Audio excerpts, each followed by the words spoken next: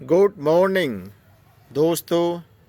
मुझे पूरी उम्मीद है आप लोग बहुत अच्छे से होंगे।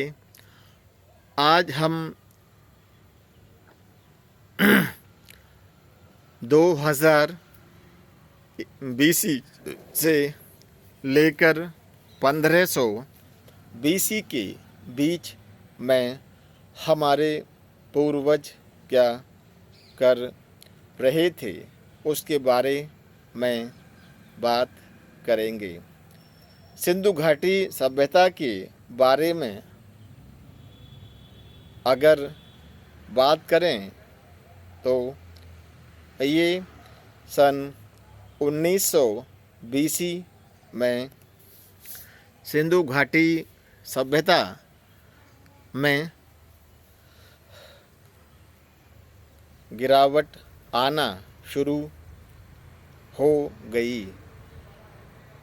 इसके बड़े बड़े शहर जैसे हड़प्पा, मोहनजोदारो और धौलावीरा काफ़ी कमज़ोर और उजाड़ होने लगे, क्योंकि जलवायु परिवर्तन जैसा आप आज इस दुनिया में देख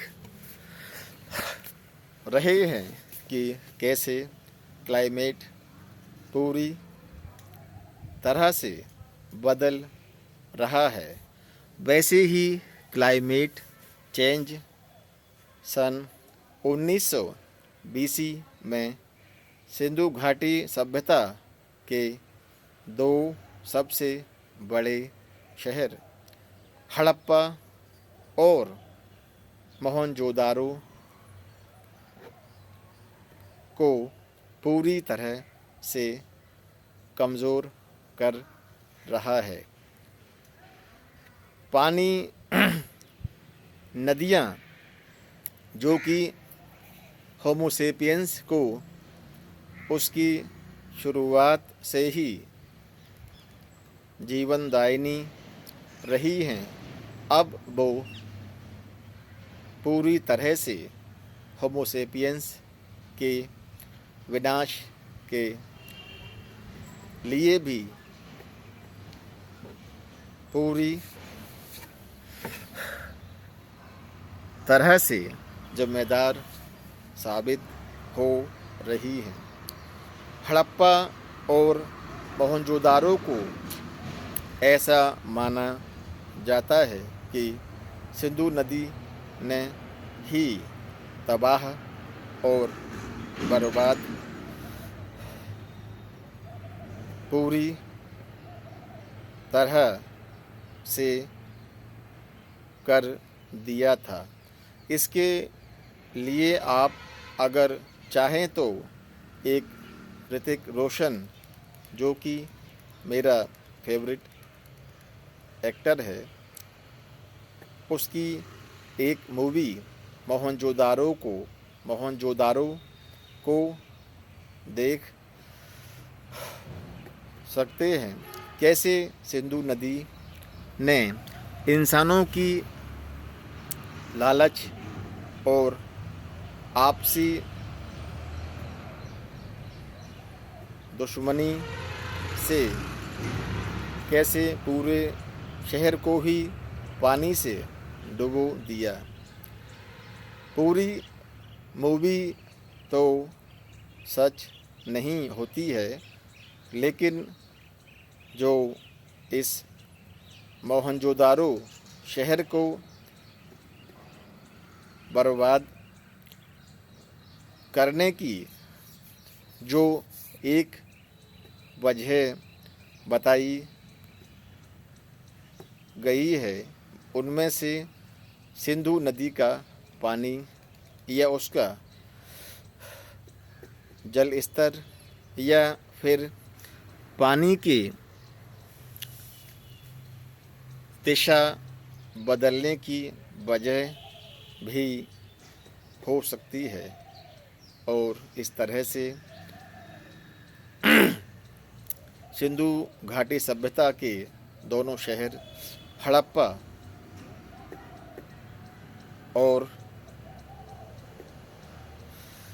मोहनजोदारो पूरी तरह से अब पतन की ओर बढ़ रहे हैं और अब मेसोपोटामिया, जो कि आज का इराक शहर है, वहाँ उरूक और बेबीलोन जैसे बहुत ही उन्नत और विकसित शहर पूरी तरह से आगे बढ़ रहे हैं और 1750 बीसी में हम्मुराबी, जो कि एक न्याय संहिता या यूँ कहें कि एक शासन प्रणाली विकसित की गई थी, इसकी शुरुआत हो गई और अब हम्मुराबी को मेसोपोटामिया का एक लिखित कानून माना जाता है और उसमें पूरी तरह से हर एक तरह के अपराध करने पर क्या सज़ा मिलेगी, उसके बारे में पूरी तरह से लिखा गया है। अब हम आते हैं इजिप्शियन सिविलाइजेशन। इजिप्शियन सिविलाइजेशन में नील नदी के किनारे पर जो इंसान खेती कर रहा है वो आज भी पूरी तरह से और ज़्यादा उन्नत तरीके से खेती कर रहा है और मिस्र में अब पहले से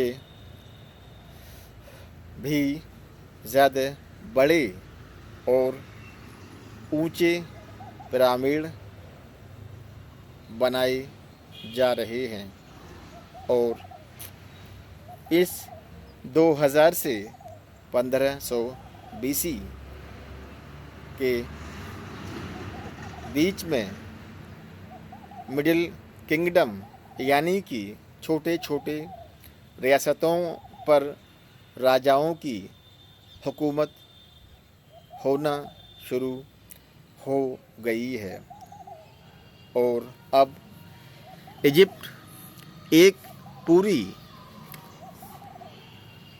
साम्राज्य ना होकर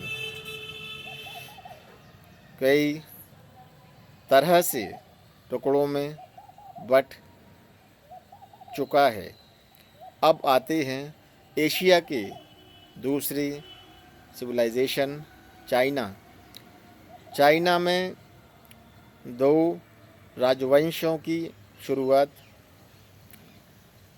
इस समय हो चुकी है। मैंने आपको पहले ही बताया है कि शिया राजवंश की शुरुआत 2000 बीसी से पहले ही हो चुकी है, लेकिन इन 1500 से 2000 बीसी के बीच एक और राजवंश है जिसकी शुरुआत शिया राजवंश के बाद मानी जाती है, वो है शेंग राजवंश। और अब चाइना में सिर्फ 2 ही राजवंश शासन कर रहे हैं, शिया और शेंग।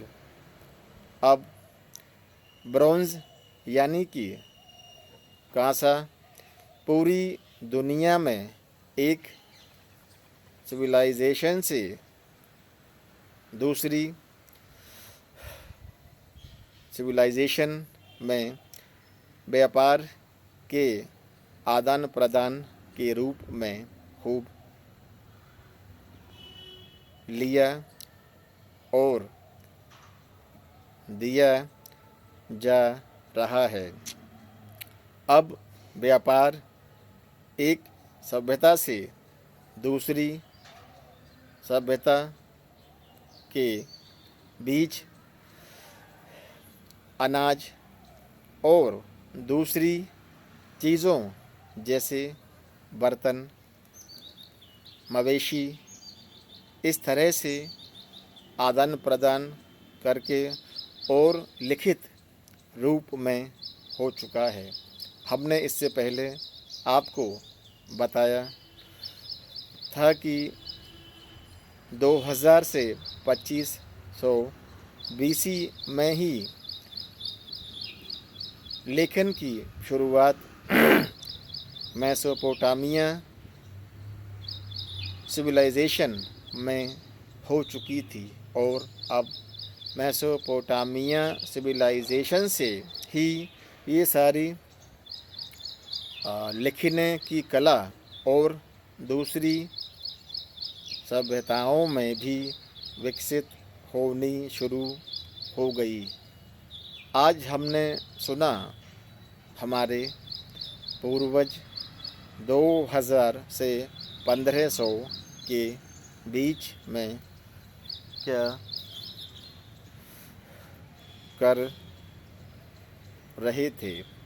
अब हम कल जानेंगे 1500 BC से 1000 BC के बीच इंडिया में इस दौरान आर्यों का आगमन हो चुका है। ऐसा माना जाता है आर्य यूरोप की एक ऐसी नस्ल है जो शायद बर्फीली जगह पर संसाधन कम होने की वजह से एशिया की तरफ मूव कर गई होगी। आज के लिए इतना ही काफ़ी है। Good bye.